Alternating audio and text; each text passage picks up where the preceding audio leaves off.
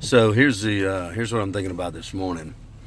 I was having a conversation with one of my sons this morning, and I realized that I am a survivor. That is my thing. I've said it all my life. It's true about me that I will survive anything. I'm just one of those people. You can knock me down, I'm gonna get up. You can knock me down again, I'm gonna get up again. You can knock me down and stomp on me, I'm gonna get up and stomp your ass. Um, it's just who I am. I'm not the kind of person that allows life to beat me fully. Now, I'm not saying that life doesn't beat me up. I'm not saying that I haven't been in tough spots. I'm not saying that I've been, haven't been into spots where I felt hopeless and I felt, like there was not, much for me to do or not a way out. I've had those years, years and years ago, I had those experiences. But the absolute next thought for me has always been, nah, I don't think so. I'm going to survive. And so that's just who I am. And it comes with some baggage, and it comes with from something. It comes from a source. I think that the baggage is important to understand, and I think that the source is important to understand. So, as far as the baggage is concerned, I think there are three important pieces of baggage that come with the I'm a survivor mode. First of all, if I can survive anything, then sometimes it will sap the desire for everything. So in survivor mode, I tend to not care about what's going on. I tend to check out. I tend to throw in the towel. I say a lot of fuck it a lot. Because, again, I fall back on, well, whatever, I'll survive. I'll be fine.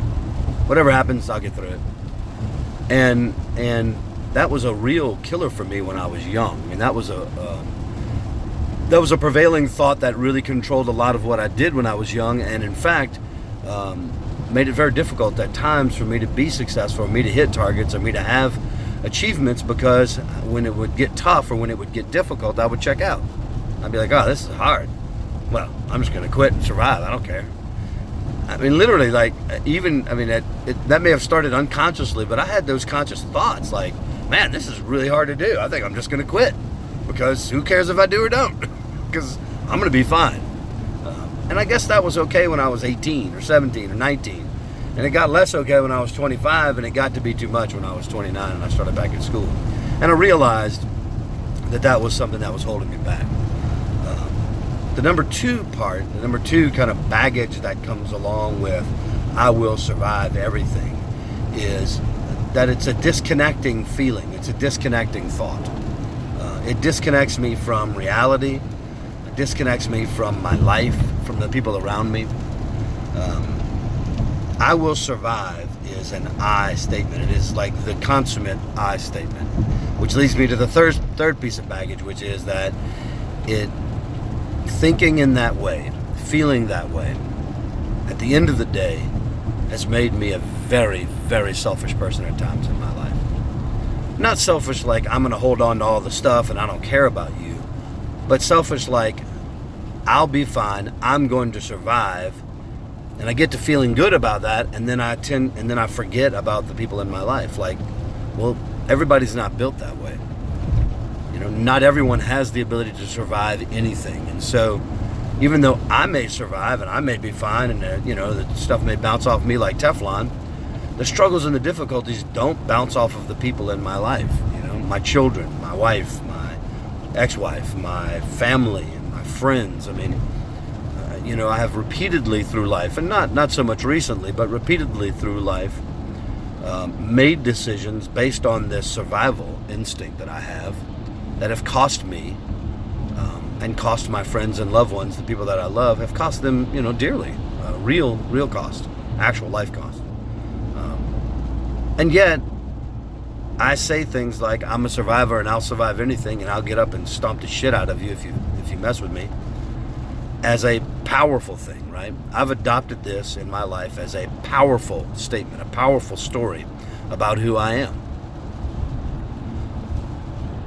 But as I examine this further, as I think about it, as I really consider what's going on with me and why I have those feelings, the truth of it is that there is a source for this survival.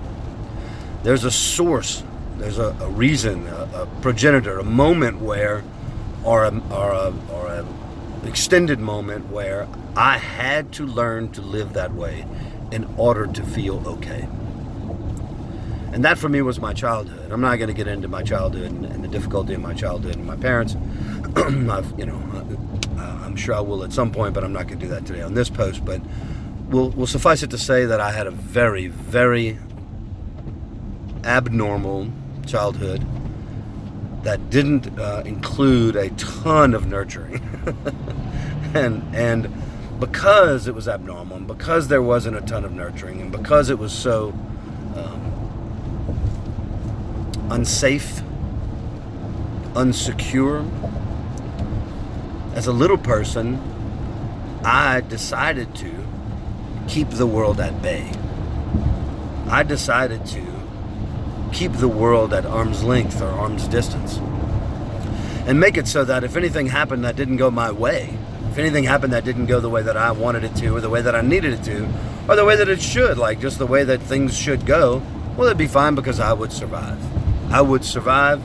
I would be fine. I was going to make it through, no matter what.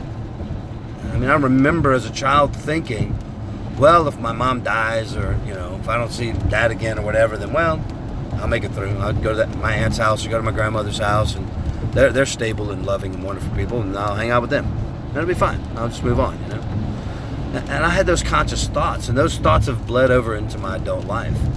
And what they've created in me is what is this last part, and what is important about this post for me, which is that it's the disconnection part.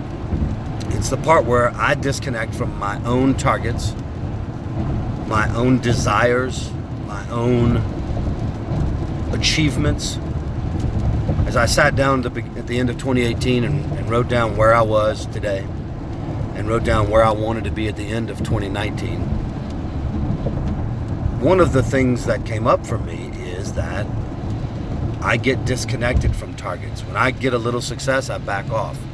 When I get a nice accolade or a nice achievement, or I make step one toward my goal, I take a break, I hang out, back off, I do my thing. Oh yeah, cool, man. I can just back off now a little bit. And it's not really conscious. It's more like, oh man, I need a break. Wow, man, I'm exhausted from doing all that work. For 2 days, I need a whole day of break. It just doesn't make any sense. It's nonsense. And I feel like it comes from that same survival mode, that same kind of idea, that same place. That these traits arise from the same feelings, the same thoughts of, I'm going to survive, and I don't have to, crush it. I don't have to achieve. I don't have to hit targets. I don't have to expand. I don't have to grow and be a better person and be great every day because, well, I'll survive. I made some progress. It'll be fine. I'll survive. I'll be okay.